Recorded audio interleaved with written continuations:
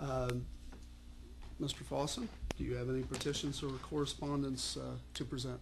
No petitions or correspondence, but I did want to make one correction. Mrs. Ames, you had indicated that public hearing on item number 3 is February 8th. I believe we had to schedule that for February 22nd, and that's what the ad is supposed to indicate on that. All right, that's my mistake. And I am also working on getting the item 4 scheduled for a public hearing on March 8th.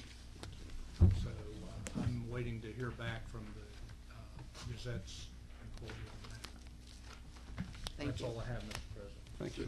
Thank you very much. New business. Does anybody have new business? I'm sorry, Ms. Patrick had her hand up first. Thank you, President Arnold. Okay. I just want a quick announcement for the council members. The nuisance abatement board which would normally be tomorrow, Tuesday, the 12th, has been canceled. We're still working on getting all the members appointed. And I would also at this time like to make a motion to excuse Mrs. Malone, who's sitting home watching us right now. All right. She made a motion to excuse Mrs. Malone, and Ms. Lester seconded the motion. And roll call. Ames. Yes. Cross. Yes. Lester. Yes. Patrick. Yes. Prohl. Yes. Sharp. Yes. Sibrel. Yes. Trutchell. Yes. And the motion to excuse Mrs. Malone is passed. Yes, Mrs. Ames. I would like to make a report on an event I attended on Saturday. The Ohio Historical Society has had its budget cut drastically, and the Adena Mansion was closed. And a way to try to keep OHS sites open is to develop a partnership between OHS and local groups. And on Saturday, the Ohio Historical Society officially turned over the keys for the Adena Mansion to a volunteer local board of directors. About 100 people were there to hear the board director, Ed Bahana, say that his goal is to make Adena the Monticello of the West. The Ohio Historical Society will give the board a subsidy for some of the expenses and provide support services, but the day-to-day operations and fundraising will be the job of the local 23-member board and Nathan Anderson, who is the new executive director of the Adena Mansion and Gardens Society. Julie Lambert, who is a board member and events director, said that the goal is to keep Adena busy with special events such as the Spring Awakening in April and the Kill the Hill Half Marathon in June. I don't run. The board also wants and encourages the community to use Adena for business retreats, parties, wedding receptions, and educational meetings.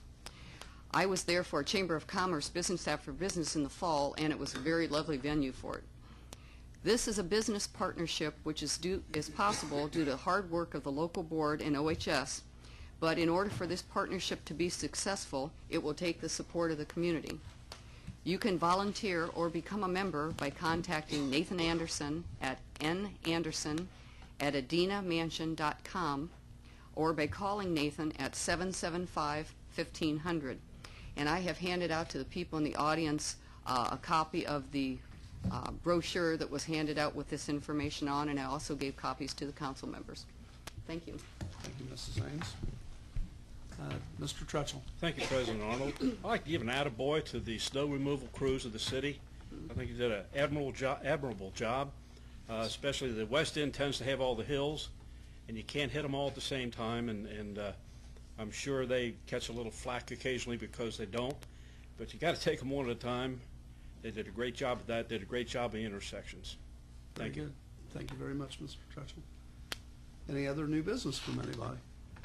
Mr. Sharp. Thank you, Mr. President Arnold. The City Service Committee has been given an assignment. It's a request for an ordinance authorizing and directing the Safety Service Director to advertise for bids and enter into contracts for annual supplies and maintenance and repair of the equipment for the use of the City of Chillicothe. And I would like to announce that we're going to have a committee meeting on Wednesday at 4 p.m. at the City Service Building at 35 South Paint. That'll be a half hour before the Finance Committee.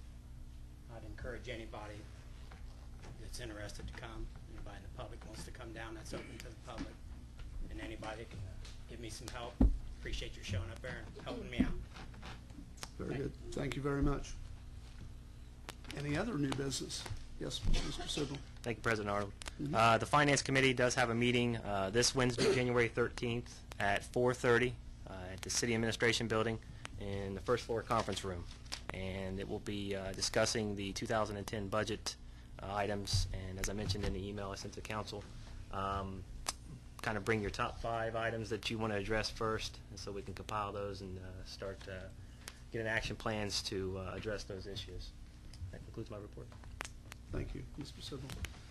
Any other new business? All right. Now we have committee assignments and meeting dates. You've just heard a couple of meeting dates, and I might refresh that again.